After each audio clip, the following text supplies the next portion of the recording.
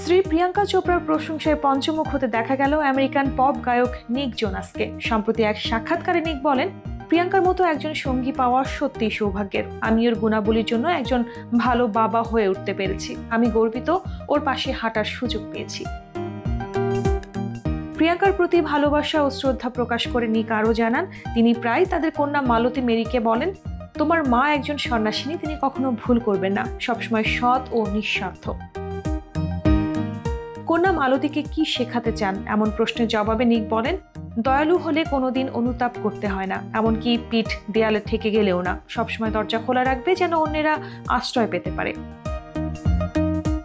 2018 সালে বলিউড তারকা প্রিয়াঙ্কা চোপড়া ও নিক জোনাসের বিয়ে হয়। বয়সের ব্যবধান নিয়ে আলোচনা থাকলেও দাম্পত্য জীবনে বরাবরই তারা একে অপরের পাশে থেকেছেন। ভালোবাসা, সহানুভূতি ও সম্মানের সঙ্গে গড়ে তুলেছেন তাদের সম্পর্ক। বর্তমানে তারা যুক্তরাষ্ট্রেই বসবাস করছেন।